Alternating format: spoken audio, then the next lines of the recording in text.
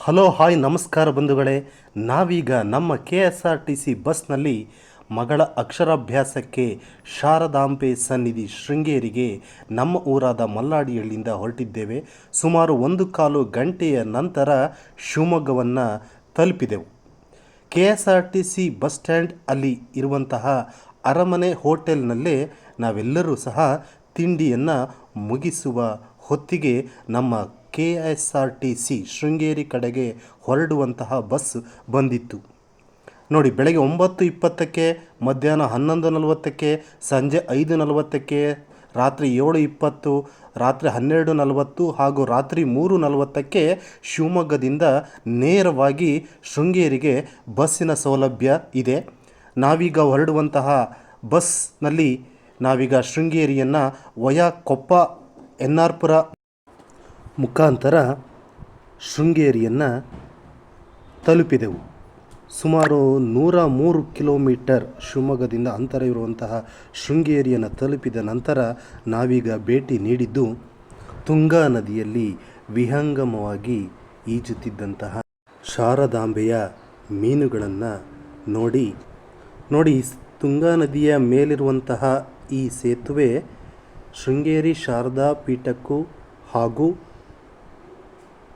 ಭಾರತೀ ತೀರ್ಥ ಸ್ವಾಮೀಜಿ ಆಶ್ರಮಕ್ಕೂ ಸಂಪರ್ಕವನ್ನು ಕಲ್ಪಿಸುತ್ತೆ.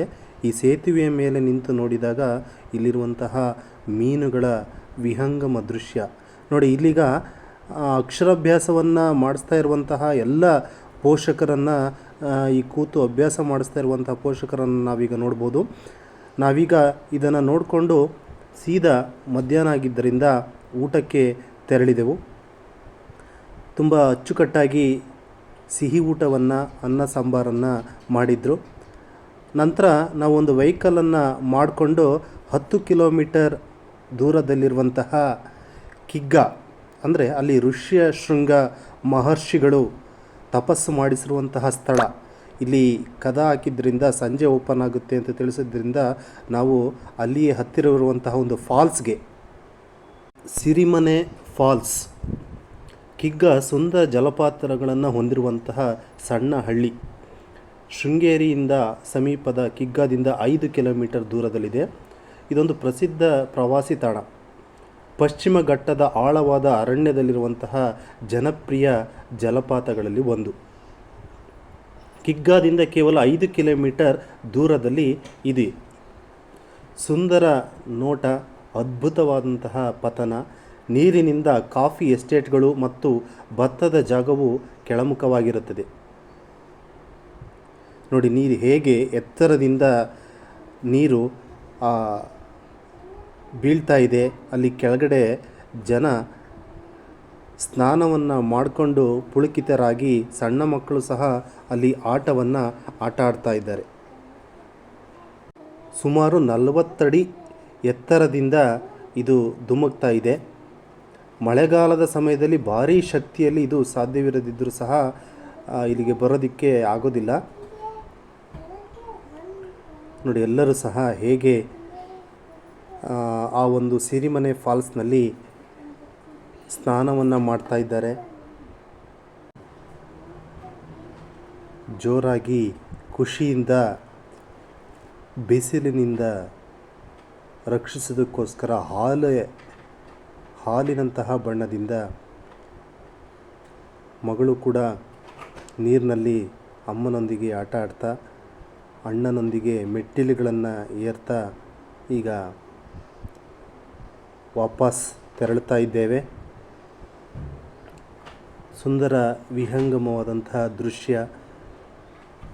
ನಮ್ಮ ಕಾರು ಈಗ ಬಂತು.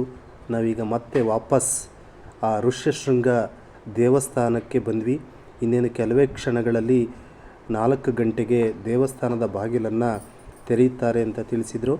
ಆ ದೇವಸ್ಥಾನದ ಸುತ್ತ ಪ್ರದಕ್ಷಿಣೆಯನ್ನು ನಾವು ಹಾಕಿದ್ವಿ.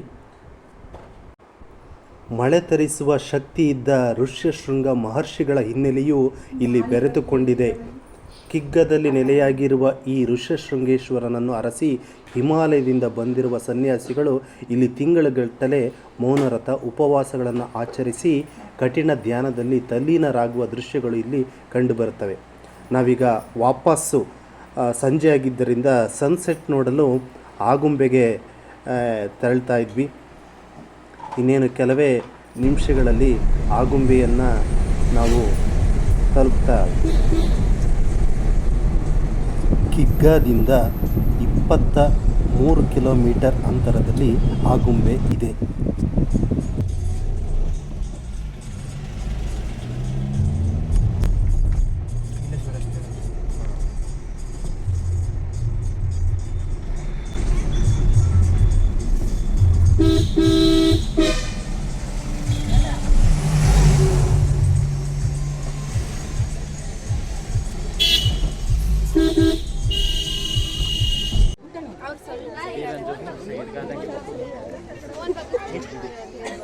ನನ್ನ ಕಲ್ಲ ಕಾಣಿಸುತ್ತಿಲ್ಲ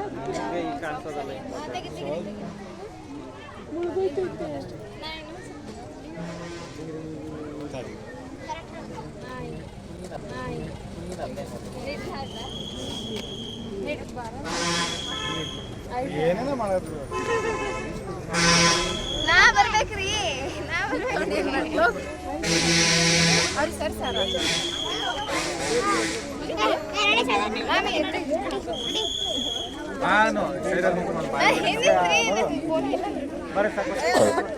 ತೋರ್ಸು ಈ ಕಡೆ ಬಚ್ಚಿನ